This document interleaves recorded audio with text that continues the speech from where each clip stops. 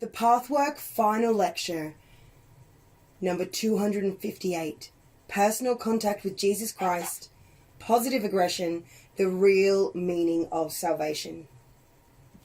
Read by Kai Clifford. Joyfully I bring divine blessings that can touch everyone here in a vital way. You need to raise your consciousness to this reality. You need to remove the barriers that prevent you from perceiving the Lord's presence in your life, His love for you. Let me start this lecture with some words on feeling God's presence. Even though you have strengthened your faith and your realization that this world is infused with God, few have as yet made personal contact with Him. He became human so as to always be close to you in a very personal, loving way. For most believers, God is a much less personal and much more vague and general experience. And you know that you can experience only that which you can conceive of and believe in. If you seriously long, pray, and search for a realization of Jesus Christ's personal love for you, the answers will come forth. Perhaps you will not recognize the first answers as such. They may have something to do with specific barriers that prevent you from this experience, this reality. They may bring up new or again old material on your path that you need to work on for your purification. These are the answers. Once the barriers begin to crumble, you will experience what it means to feel Jesus Christ's personal love for you. You are always involved in a vicious circle here. When you feel unworthy, unlovable, unacceptable, it is impossible to believe that Christ can love you personally, regardless of your present state of development. So you need to forge ahead and re-establish your self-acceptance and self-respect. Yet this can be done only when you recognize and oust real justified guilt without annihilating yourself in the process. I have shown you many times how to do this. The self-condemnation that so often accompanies insight into your lower self obstructs the cleansing and liberating process that makes room for self-love in the healthy sense.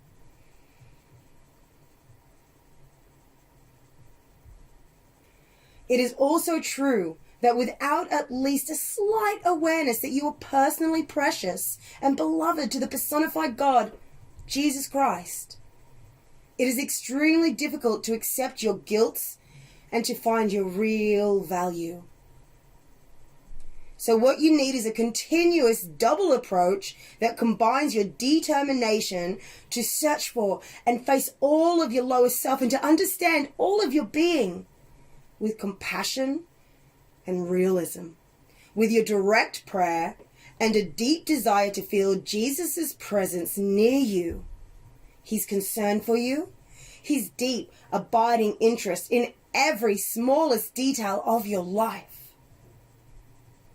As you thus proceed on your path, the glory that will come to you cannot be put into words. Nothing else is comparable to the knowledge that the Lord loves you personally, cares for you, never forgets you, and always protects you, no matter what the momentary circumstances are.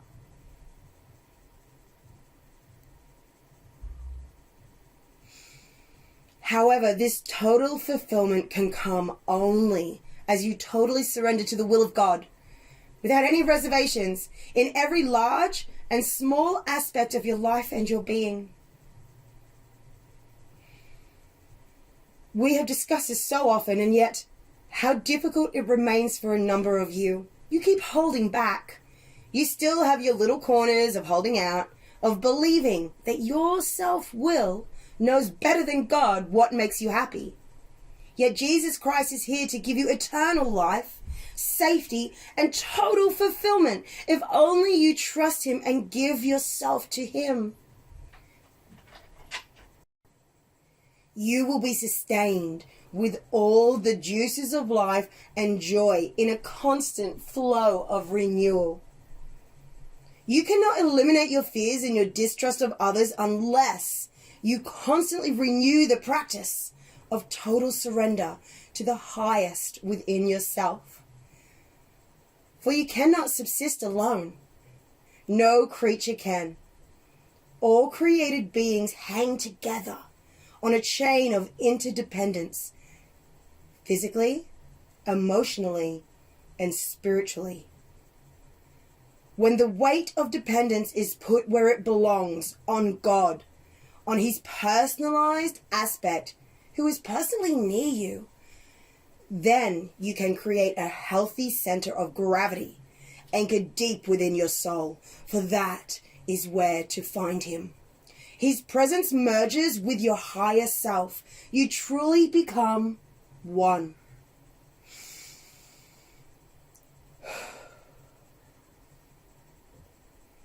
Thus, all interdependence with others will be free from neurotic dependency.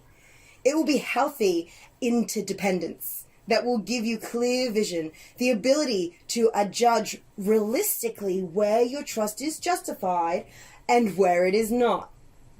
Therefore, you will have a healthy relationship with your leaders and your followers.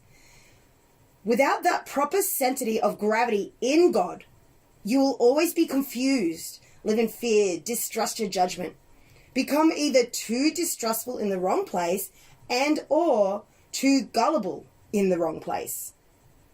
So, my beloved friends, make it your business now to deepen your desire for personal contact with Christ. Strengthen your commitment to him, to give over all of your life to him in the total trust that he deserves. Your human fears can never be assuaged otherwise. I spoke in a lecture about one basic existential fear that all human beings share, whether they are aware of it or not. This is a fear of annihilation of consciousness, which you fear will take place after the body separates from the spirit. To no longer exist is the most insidious fear that you must meet and deal with. Only through total surrender to God can you do this. Only through removing your impurities can you do this. Only through experiencing rather than denying your various pains can you do this. The Creator has filled your earth sphere with signs, with symbols which say loudly and clearly that nothing is ever lost, that nothing can ever disappear or disintegrate into nothingness. You will recognize these symbols as you awaken. The awakening depends utterly on your surrender to the Creator and to his personalized presence in your life, Jesus Christ. One such beautiful symbol is the sea. Just observe the ebb and flow of the sea. The tide flows forward in great masses only to recede and diminish. Where does it go? It seems to disappear, to disintegrate, to no longer exist. From your vantage point on the shore, where there was water before, there is none now. But you know that the water does not disintegrate into nothingness.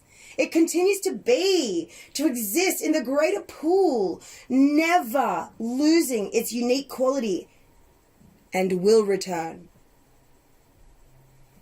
Could it be different with individual consciousness? Could individual consciousness go through all the painstaking steps of developing and cleansing itself, of growing and expansion with no purpose? The more you establish your own inner connections between your life experiences and your attitudes, the more deeply you will understand that there are no arbitrary coincidences. Your life experiences stand in direct relationship to you, to who you are now, to what you express and what you deliberately or inadvertently create. Awareness of these connections in the microcosm of your personal existence inevitably also makes the universe comprehensible in an entirely new way. You must see then that everything has purpose, that nothing is for naught, that there is a magnificent design at work whose purpose is to bring everything to perfection, to bliss, to oneness, and therefore to ineffable peace. You can no longer doubt the design behind events when you explore your microcosm painstakingly, honestly, and courageously. And when you see the fabric of wisdom and of purpose in all that comes to pass, you will simultaneously recognize the great spirit of the Creator at work. When you work with the aid of the personalized God, who is always available to you, always responsive when you reach out for his help, you will gradually establish connections that were totally obscure before. Nothing could be more painful and more frightening than the disconnectedness between a painful event in your life and its inner cause. Its appearance seems inexplicable and inconsequential. To establish the causal connection is relief, release, liberation, and enrichment beyond description. There exists a certain rhythm that you need to discover, sense, and accept. Again, I use the analogy of the sea. Ebb and flow function according to a very specific rhythm. A rhythm that has been established under higher orders. The rhythm is never broken. Only when specific upheavals interfere, such as earthquakes, tidal waves, or human destructiveness, is a rhythm temporarily disrupted. The sea is in crisis, so to speak, but the crisis conspires to re-establish its unique rhythm, its harmony with the rest of creation. The sea has the wisdom to follow this pattern. Humans with their disruptive minds too often make themselves insensitive to their unique rhythm patterns with which they need to be in harmony. When you seek a connection between an event and your inner person, when you work to recognize it and pray for help, and the answer still fails to come, you may be out of rhythm. The waiting time may then be used to find qualities within yourself, of which you can learn only in times of ebb, never in times of flow. The time span of the ebb and flow of the sea, of high tide and low tide, is never exactly the same. Mostly one lasts longer than the other. If measured with earthly time, time relationships often change. It is the same with the human being's rhythm. The time of fruition may come sooner in some areas. The time of waiting may last longer in others. Sense your rhythm in all things. Feel your daily life in accordance with your personal universal rhythm pattern. It exists as definitively as you carry your life pattern within your soul substance. If you work, rest, play, live, move, and have your being in harmony with your unique rhythm pattern, you will live a much more fruitful, creative, joyful, and peaceful life. Much harassment and restlessness will fall off your burdened shoulders. You need to raise your consciousness specifically to this phenomenon.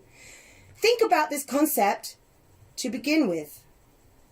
Meditate that it exists. Stir up your imagination and feel into living a day in rhythm, as contrasted with your usual unconscious, rhythmless existence. Once you can visualize the difference, concentrate on it daily and ask your personal guidance to help you focus on it and stay increasingly in your rhythm pattern. When following a comparatively long time of search and work, a painful personal event seems utterly disconnected from any personal cause or meaning. Something in your rhythm pattern demands that you accept this as a rhythmic phenomenon. True, the rhythmic phenomenon is also determined by underlying causes that exist within the particular consciousness.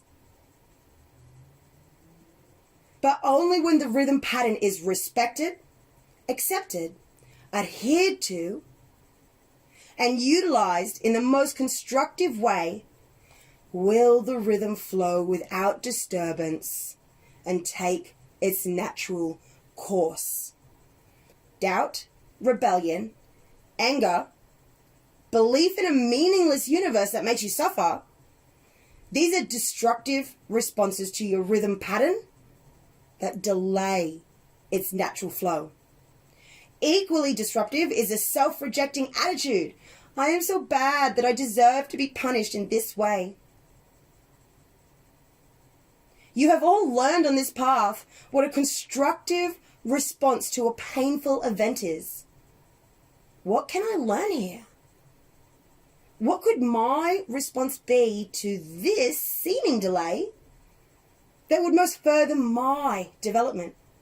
If there is anything in my lower self that I am not yet aware of or sufficiently connected with, I want to see it fully, without ever losing sight of the fact that God loves me. And I am God's unique expression.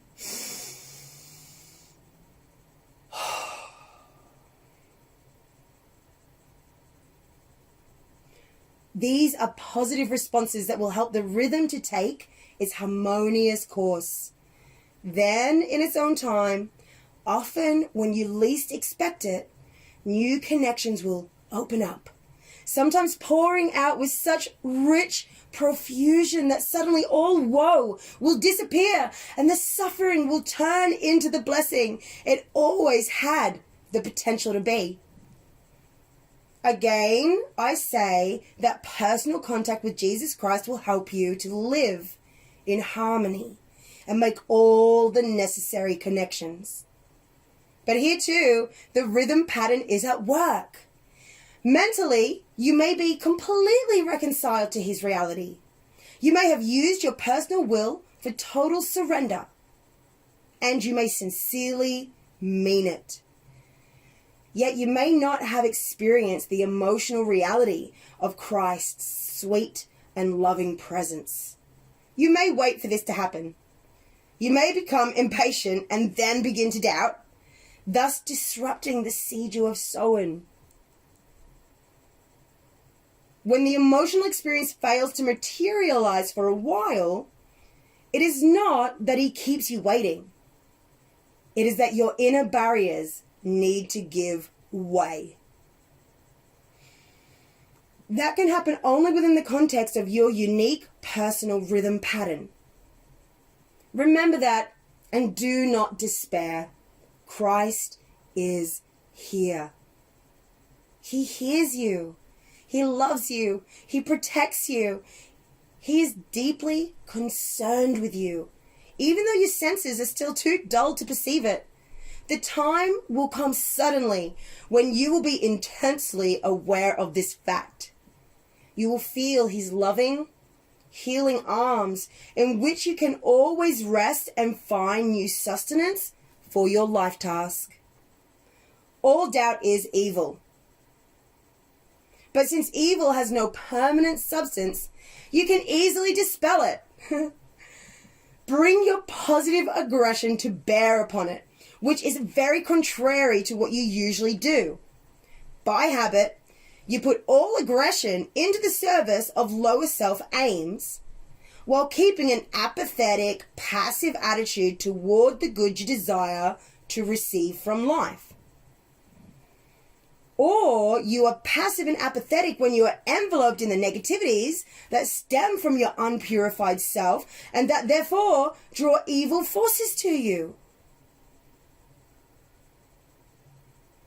It then seems much easier to let all aggression out in a destructive way and give in to negative influences without using any of your aggressive aspects to either dispel them or to assert the positive forces within and around you.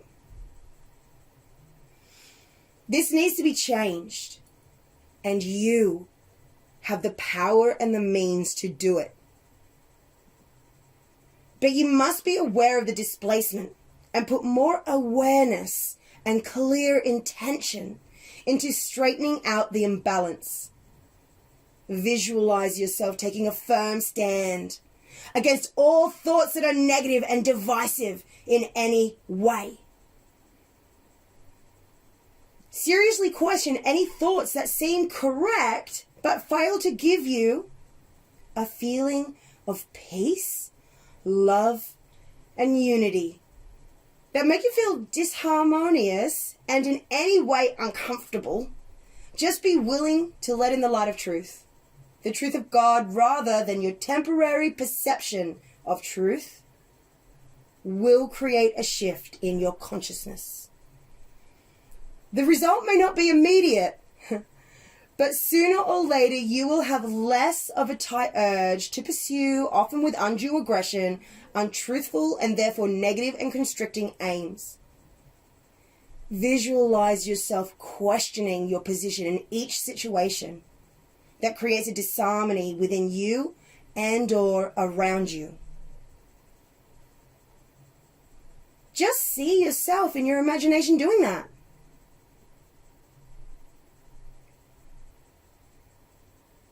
Visualize yourself always surrendering your position for God's vision of truth.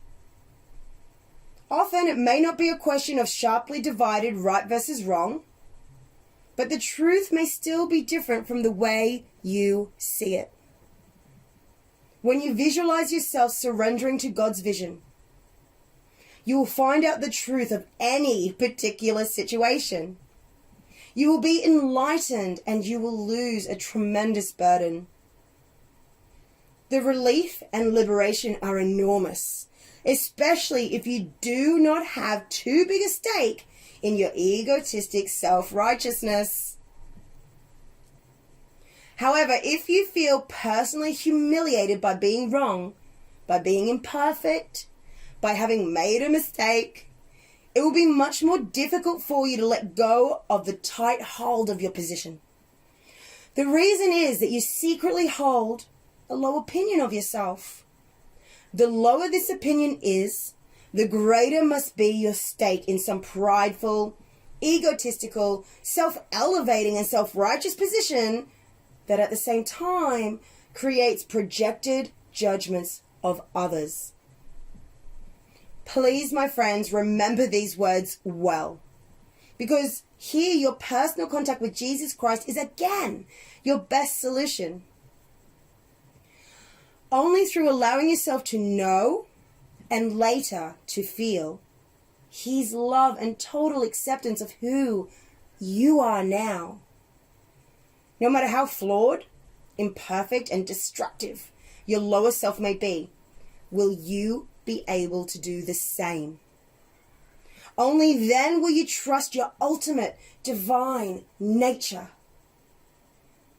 Then you will be able to afford the luxury, if I may put it this way, of accepting your distortions, your sins if you will, without losing the ground under your feet.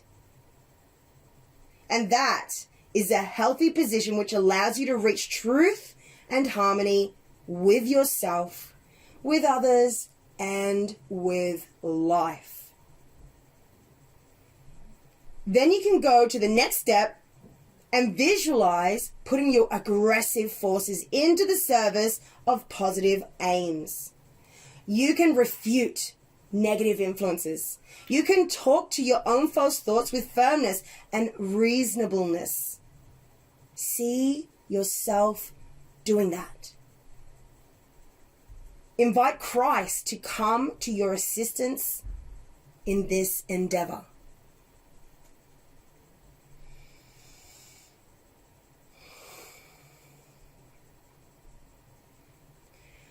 Then claim with all the vigor at your disposal, all the aggression you are beginning to transform from negative to positive, that you want only the will of God, that you trust the will of God will bring you the best you could ever hope for, that any distrust of the will of the highest is a lie you need to rid yourself of. The more aggression you put into such declarations and intents, the better the seeds will grow in your soul substance. Your aggression itself needs to be transformed. This will enable you to become who you are meant to be, who you actually are already on another level of reality. Perhaps some of you can occasionally begin to visualize another picture of yourself. Imagine your real being free from all the encumbrances that burden you now. It does not matter whether these encumbrances are in your body, in your psyche, or in your relationships to others and to the world. They are all expressions of pain. The pain you suffer from some untruthfulness contained within your psyche. It is not easy to ferret out the untruthfulness. Sometimes it is right on the surface and it will become clear to you after only a slight effort on your part to want to see it. At other times, your defensive blocks blot out your own view, but they are nevertheless obvious enough to others who could help you if you let them. This is why working with others is such an important aspect of the pathwork, both in the helper/worker relationships and in groups, as well as in your interactions in daily life. But then there is also untruthfulness so deeply buried that it may take a long time and many trials before you can bring it close enough to the surface level to recognize it. Such areas were not necessarily those you planned to take on in this incarnation, but your spirit may nevertheless have chosen to tackle them if you have fully completed your original task. I spoke about this in a recent lecture. Once the untruthfulness is on the surface and you are able and willing to see and confront it, the moment has come to transform your aggression. This is also the moment when a further visualization can take place. Imagine that your true being, which means your being in truth, all in truth, observes a suffering part of you that is squeezed into a smaller world in which you sometimes appear to suffocate. Your real being is without any shades of untruthfulness, error, distortion, sin, and therefore in total well-being. There is no pain there. This true being observes your earth being that is undertaken to correct the distorted part with compassion for the momentary difficulties. But it sees no tragedy, for it knows that all is well and that the temporary suffering must lead to salvation. Salvation, that word. There are a number of words which many of you have become allergic to. They are words used in the Bible and in organized religion, words that have indeed often been misused and abused. But these words have nevertheless a true origin that should not be forgotten. The name of divine manifestation in human form, Jesus Christ, is, as you well know, one such word. Yet, if you heard a description of God as form, as personal helper, friend, guide, as all forgiver, as a being of translucent light and perfection, you could accept it. So do not let the word Jesus Christ stand in your way. He is the Christ, and he was Jesus when he incarnated. Similarly, you have associations with the words sin, hell, evil, devil. All these words have been grossly abused. That is true. But they nevertheless indicate only the same facts that we now call by different names, such as lower self aspects, negativities, destructiveness, a painful state of mind. Now, what about salvation? The traditional interpretation of this word leaves a lot to be desired. It lends itself easily to misunderstanding, although the more enlightened among religionists do perceive the truth. Salvation means, among other things, Christ's endless forgiveness and acceptance. It means that you can always find your way to God, no matter what you have done, no matter what your lower self still wishes to do.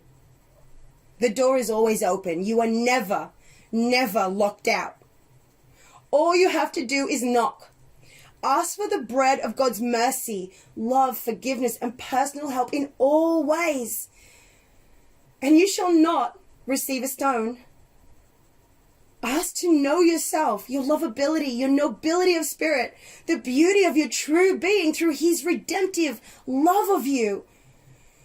And you shall receive it. That is salvation. All that and more. God's personalized aspect has brought it about. The incarnated Christ has made it possible for all other incarnated entities to be saved from the painful state of untruth, sin, and consequent destructiveness of self and others.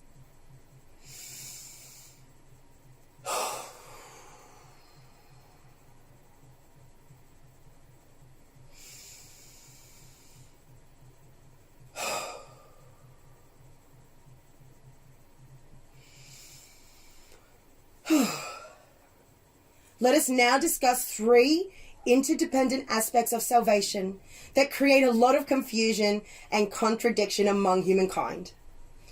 I am speaking here specifically of the salvation of your personal soul.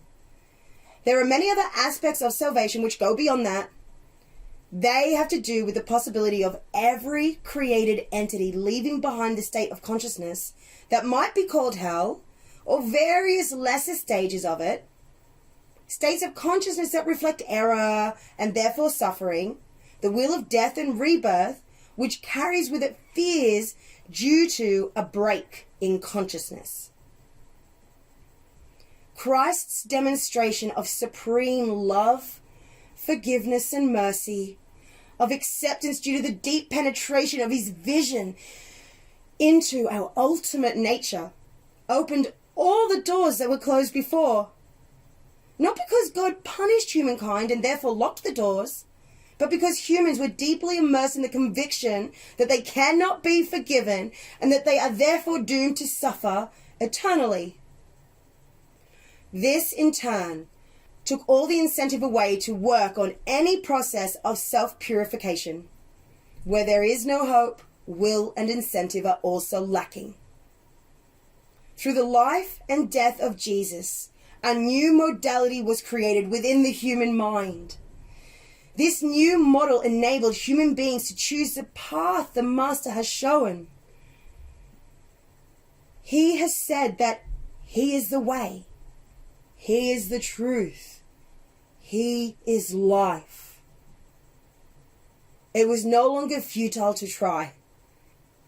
Forgiveness for all sins, for every transgression, exists already, because God recognizes in much deeper terms why you are driven as you are, why you must go through your sins in order to recognize them for what they are, so that a new incentive spurs you on to the great journey you, here on this path, are now undertaking. The personal aspect of salvation seems contradictory to the mind that is steeped in the dualism of either/or. Let me present these 3 paradoxical aspects. 1. Only you yourself can affect your salvation. It is your responsibility. 2. You cannot possibly do it alone. You need the help of others who share the journey with you, who may often see what you do not see. 3, without God, without the personal assistance of the personal aspect of God, the undertaking is too vast for you to accomplish. These 3 categories may no longer seem contradictory or confusing to those of you who have worked for a considerable time with my lectures about duality and the unitive principle. You may see quite clearly that these categories are not mutually exclusive. Yet some among you may still feel a confusion and ask, how could it be that although I am solely responsible to do it myself, yet I need others as well as God? Even for those who are not particularly confused about this concept of salvation, it may be helpful to have more clarity on the subject. Yes, it is obviously true that your salvation is your choice, your intent, your responsibility, your will, your effort, and often what seems to be your sacrifice. At least it seems a sacrifice at first to give up time and energy for the undertaking of your self-work. It often seems even more of a sacrifice to shed a habit that stems from your lower self and gives you some lower self gratifications for a while so that higher pleasures can take root in you. No one else, not even the Creator, can make you do what you do not wish and choose to do. This would go directly against all spiritual law, whose author, after all, God is.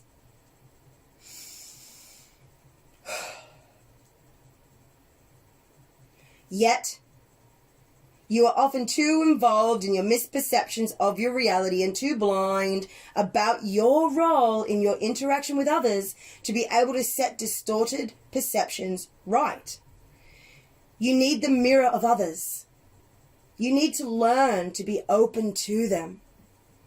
You need to learn to give up your pretenses and therefore your defenses in your relationship with them. You need to show yourself as you are, with all your vulnerability and total inner truth. This in itself is already an integral part of your journey towards self-realization. You need to learn to receive, even though this may first make you feel weak and vulnerable. For only then can you give of yourself. You can give many things before, but you cannot give yourself unless you can receive in the sense I mentioned. Working with others, being open to and with them, fulfills the law of brotherhood. I spoke about this many years ago. There are spiritual aspirants who deceive themselves that they can reach the goal by seclusion and separateness. They have their rationales, but the truth is that they never want to expose themselves to others, and thus whatever their success, it can, at best, be only a half measure that cannot last, that is not grounded in spiritual as well as practical reality. How could you ever overcome the hurdle of your self-hate that festers underneath all your defenses if it were not for the experience of Christ's personal love, forgiveness, acceptance, and total vision of you? How could you learn to love yourself without at least knowing and finally experiencing His love for you? How could you activate the power to change involuntary aspects that do not directly respond to your outer will? The outer will and the outer aspects that respond to it need to be aggressively activated by your dedication to your path, by the many daily decisions to face the truth in difficult or confusing situations, by your choice to fulfill the law of brotherhood and overcome your initial resistance to showing yourself as you are. But then comes a point in which you deal with involuntary emotions, responses, reactions, and even beliefs that do not respond, no matter how sincerely your outer self wants to change them. So you constantly need the higher powers to help you find the way into those deeper levels and affect a change that your own mind alone cannot bring about. All this also teaches you the wisdom to distinguish between where the self is the master and where you desperately need the great master without whom nothing can be accomplished. My beloved friends, take in these words and make them your own. They will enlighten you and help you toward the state of mind that you so yearn for.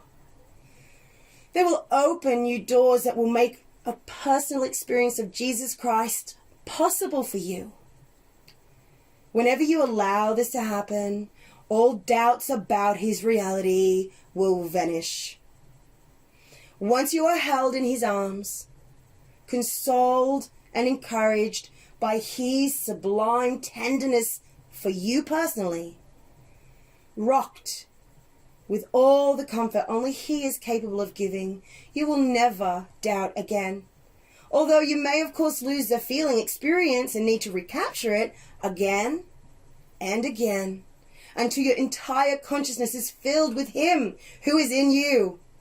His blessings, the blessings of his angels, are here with you all. Listen and sense the reality of this blessing. All our love accompanies you every step of your beautiful path. Work for the greater cause. Your own cause that may seem selfish will be furthered through it. Be who you truly are.